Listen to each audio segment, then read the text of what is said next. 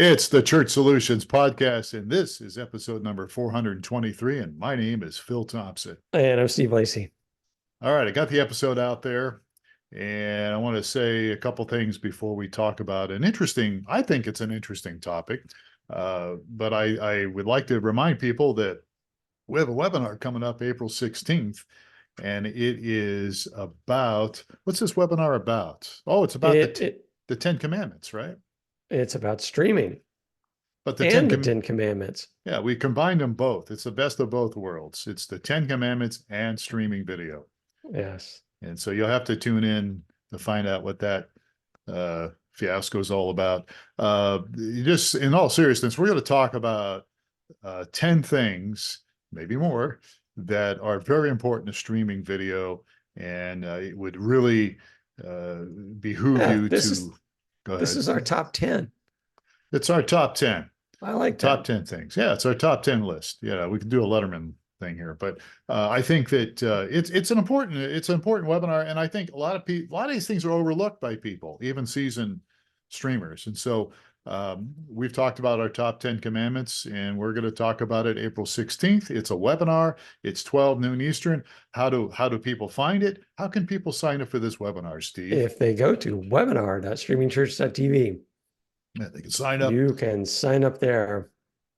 It's free. We'll have a Q&A, which is always good. Talk a little bit about some things. So I think everybody will like it. It's free. And as I said, it's really some important stuff. So I think you'll enjoy it. And so there you go. All right. So let's move on here. Let's talk about our topic today. So I'll set things up here. I actually posted something on our blog. If people go to blog.streamingchurch.tv, you can keep score at home. But there was a church this past week that made an announcement, and they're a fairly large church, a very popular church in Portland called Bridgetown Church. And Bridgetown Church is pastored by Tyler Staton. And it's a church. It's got, I don't know how many. Look, I'm out of it. I don't know all these mega churches and these cool churches that have been popping up over the last number of years. Yeah, I don't know who they are. We'd consider it a mega church, I assume, right? Yeah, I haven't done any. I visited their website. Have you? Yeah, I did visit their website, but I didn't. It doesn't say mega church on the website. No, they don't usually say that. They don't like to say mega church.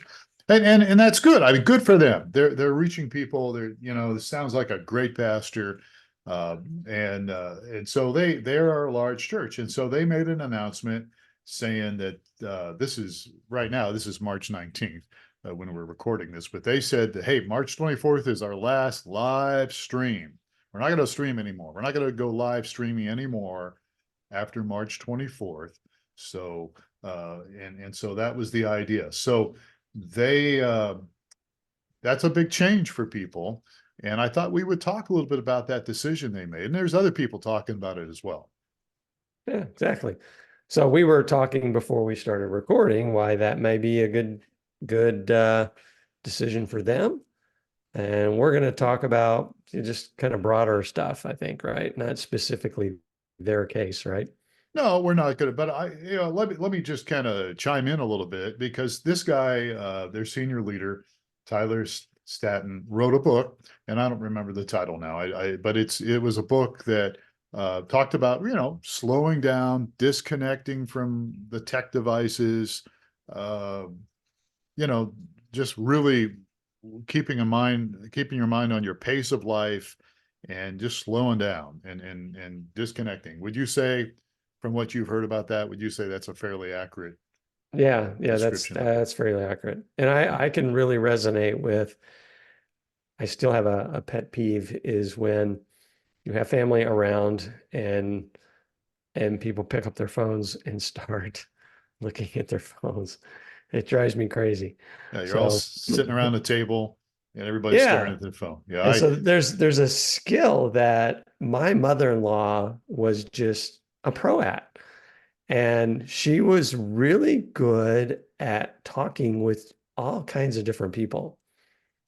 And I think it's because, back in the day, prior to cell phones, all of what less than 20 years ago, there'd be a lull in the conversation and people would stop talking, and you exercise your brain a little bit and you go, let's ask Jerry about his recent da da da, Right. And so all those moments are gone now because people check out and go, then, if two people checked out in our group of six, and well, that means the other people are going to start, they go, well, I better check my phone and see what's going on my phone.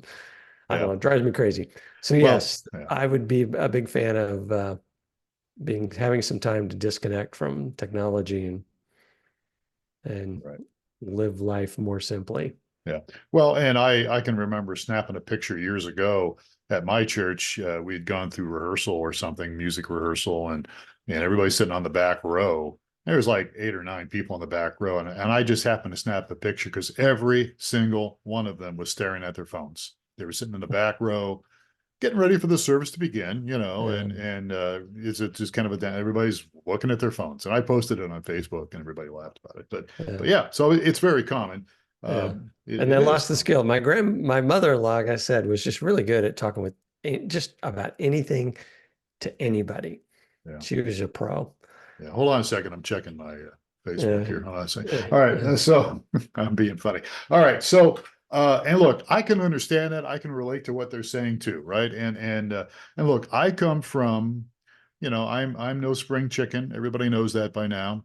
I came out of the '70s Jesus movement, and I was in the shepherding movement, and we were real big in the community and real big into authenticity before we used that word authenticity. And we wanted to be, the whole thing, keeping it real. Well, we were very real. People would show up. People would knock on my door anytime, day and night, literally.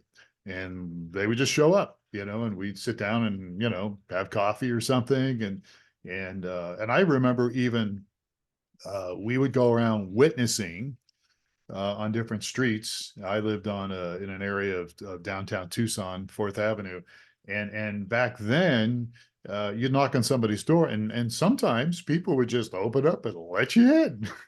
You would just sit down and talk, and we would talk about God and all that stuff. And so there is a part of me that kind of longs for those good old days, right? I mean, yeah, everybody was, but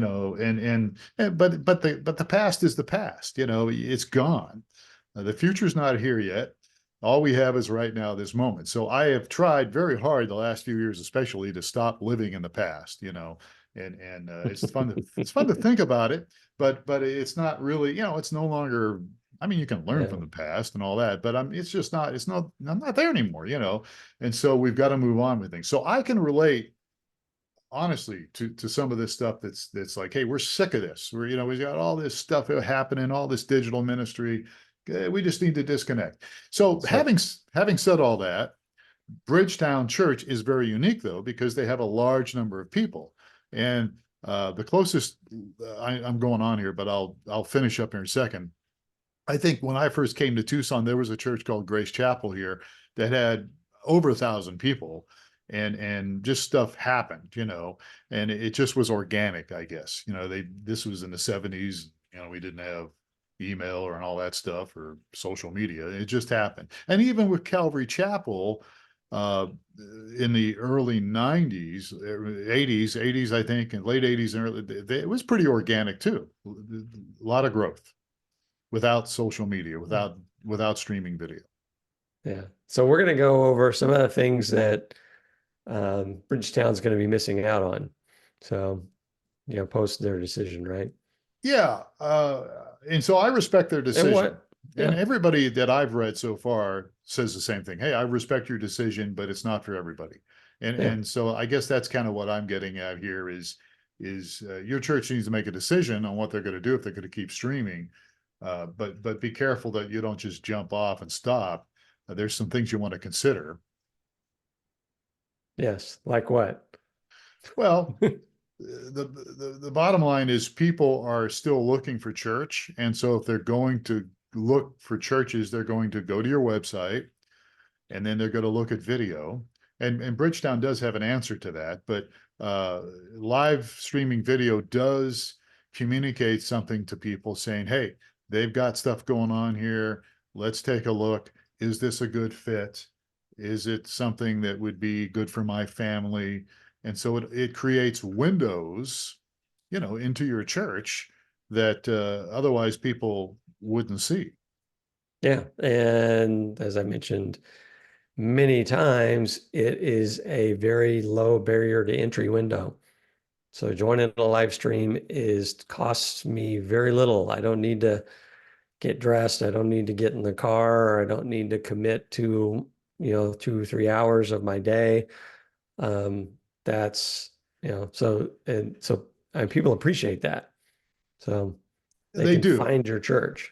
They do. And And part of Tyler Statton's idea with this is that he wants people to come together and have community.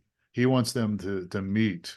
And so one of the things he did say in his announcement to his Bridgetown church people was, hey, we're stopping to do this, but we want you to come and be a part of a local gathering. So if you're not, if you don't come to our church, then please find a church or find a community of believers that you can connect with and be a part of face to face. My argument about that is I think he's right. Okay. But my point is you can still have community even online. yeah, exactly. And I think a lot of people, I mean, you just raise that barrier up to experience your church because now it's, okay, I got to get out of bed. I got to get dressed. I'm going to miss the football game. I got to get the kids all rounded up and then, I got to go find out, I run the risk of, wow, this place could be a disaster for me or it could be a good fit for me. So Yeah. Yeah. that's, it's just taken away an opportunity that is out there that I watched a program on. I probably won't talk about that. Okay. Well, it was the Amish have addressed Be careful. These Amish lack people of might get really upset when they yes watch this podcast. when they watch this podcast and they watch the live stream on YouTube on their television sets. Yeah, but it's kind of funny. A story just ran this morning of they had a big community event where they raise money for the Amish and they bring together all this stuff. And it just popped into my head, about kind of stopping the technology train and going a certain way. So, I mean, this isn't going Amish for this group, but it is kind of somewhat of a parallel. Yeah. Well, here's 5 things that I put in the blog. Again, if you want to look at it, it's blog.streamingchurch.tv. That's the website. But there's 5 things that why stopping your stream might not be a great decision for your church. And the first one was, you can reach a wider audience by live streaming. You do have people that are homebound, that are sick. There are people that even geographically unable to connect to your church, and there's even people say, well, there's a church on every corner in the United States, and that's kind of true, but it may not be the best church for you. I was Yeah. pastoring in Kansas for a while, and there was churches all over the place, but they weren't always a good fit for people, and Yeah. so having a live stream that you can connect with would be a good thing. Yeah, exactly. Reach that wider audience. And plus Yeah. it's just convenient. And that's Yeah. people value convenience today. Well, they do. They do. Yeah. And then, of course, the second point is why it's maybe not a good idea to stop streaming. When you stream live, it spreads the message. It spreads the message that your church, you're opening the doors of your church, virtually, and people are curious. They're curious about faith. They may not be able to commit to a regular attendance, but they are interested. They're interested in spiritual things, and so this live streaming can certainly be a gateway drug. It's not a drug, but a gateway for them to eventually join a physical congregation. And we're always, if you, and everybody, if you've listened to this podcast, that it's brought to you by streamingchurch.tv. So we are streaming. We are biased in that area, but we're biased because we think it does help and helps people connect. And as you've said before, at your church, which used to be my church, in membership classes, the majority of the people found the church and decided to show up in person by watching the live streaming. Yeah, they decided to show up, and then not only show up, they were, committed to membership. We have a process at our church where you go through a membership class. So they were taking that next step, and majority of them were attending online at first. Yeah, absolutely. So you reach a wider community when you stream live. You never know who's watching. My dad, when I was in radio, started off in broadcasting. My dad was kind of impressed by the fact that I was on the radio, and he goes, "Yeah, you never know who could hear you. Never know who's." And he was even taking it further. He goes, "That goes out there in space. You never know who might be hearing it out in space." I'm like, "Okay, Dad, that's not really probably true. Well, maybe it is. I don't know." So anyhow, you reach a wider community. You can spread your message. And by the way, hopefully your church has a message that's unique, based on your leadership, based on your people. I think churches can have very unique messages, and I've always said this: not every church is for everybody. There's certain churches that you connect with, certain ones you don't. And the message that I first started hearing back in Youngstown, Ohio, at Pleasant Valley Evangelical Church, was Dr. Len Evans. It was the love message. And you might say, well, love, what's the big deal about that? But that was a huge emphasis in everything he did. And I really connected with that. And other churches I didn't connect with. So you've got a message, and you can spread that message with live streaming. Yeah, good point. And go ahead. Next on your list here is fosters connection. Well, it does. You got to start somewhere, and everybody's online today, and whether you like it or not. And so people can interact while they watch the live stream. They can interact in lots of different ways. And so it creates an opportunity to connect with people. And I have connected with people online that were thousands of miles away. We had a guy that used to be our church online host, right? Who was in Ohio, the Ohio-Pennsylvania area. And I got to know him and his family really well. Never met them face to face, never met them in the flesh, but chatted with them online and even did small groups online. So it does foster connection. You can have real relationship, as real as if you're in person. And you can be in person with people, and they can still not be honest and truthful with you. And yeah, that can be the case online as well, right? But it doesn't make any difference. You can be real and authentic online as well as in person. Yeah, my wife is a big Instagram person, so she'll be talking, well, Julie said this about this, and I'm like, Julie, who's Julie? Oh, this is one of my Instagram friends. So how long have you known her? Oh, we've been chatting for 6 months now, and she's really cool because she's got or whatever. Right. It's a complete online relationship. Yeah. Where you can gain trust and share an experience online with the church. So, yeah. It does happen. It is real. Number 4, it enhances accessibility. So again, live streaming, it can be a really valuable tool for those who might be hard of hearing, maybe even visually impaired. There's closed captioning available in some places. There's transcripts that can be available, and it can really make the service inclusive to everybody. I hate to beat the drum about how old I am, but there are things that are not going well right now for me. I don't see as good as I used to. I don't hear as good as I used to. It's actually starting to become a concern for me. And we have closed captioning on when we watch a TV show. My wife and I both, many times, not all the time, but many times, we'll have closed captioning on.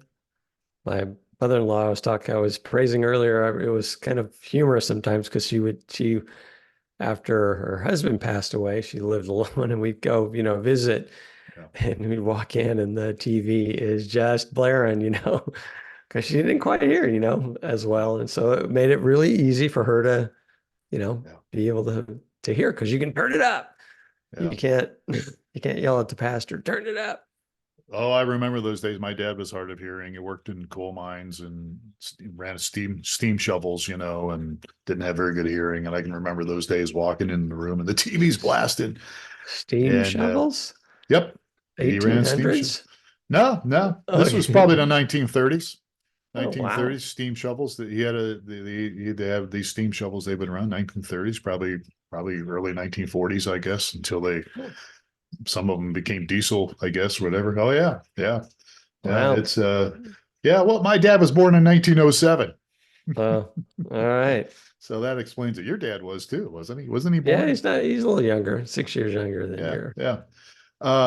So it really does enhance the accessibility that people can have, and it can make a difference. Number 5, you can archive your live streaming and your live events. So when you live stream, you can archive those things if you want to. You can upload them to your church's website or social media channels, and they again are a very valuable resource for people who want to revisit or maybe hear for the first time a teaching, a sermon, or a special event. And I do want to again pop in here and mention that Bridgetown Church in Portland is doing that. They are making their messages available to people. So they've stopped live streaming, but they do make it available. So it's not like they're not throwing everything out.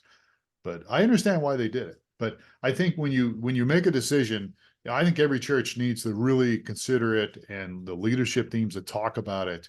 But I think, Bridgetown is very much a different situation than what most churches in America are under 200 people, I think. Mm-hmm. And you want to reach people, right? And if you don't want to reach people, then I guess who cares? But I think that's part of the gospel, right? Is sharing God's love with people and wanting to reach people, help people find community. And it can be done through live streaming. It can open the door for that. Yeah, it's another tool that is available to help grow your ministry and have your ministry have an impact in the community. And we've talked about hybrid. And just for people like, what do you mean by hybrid? Well, hybrid is you have live streaming, but you also have, events gathering at your facility. And you can do both. Jason Moore, again, we've had him on here before, did a webinar with him, had him on the podcast. He's written a book about that and how you can really enhance both of these things. You can enhance your live streaming where people can connect and have relationship, but you can also enhance what's happening at your facility at the same time. Yeah, these are all just some tools that are available to help you do ministry. So yeah, just like the whole AI thing. The whole thing, it's a tool. Yeah, it's a tool. Yeah. So you have this toolbox with all these tools, and I guess it's up to each ministry to figure out what's going to be, best for them. So yeah.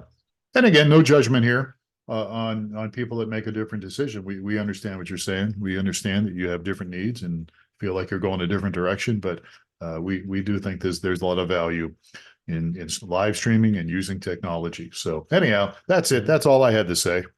All right. Sounds good. And we always would like to hear people's feedback on this topic or anything else. You can just go to streamingchurch.tv, chat with us there.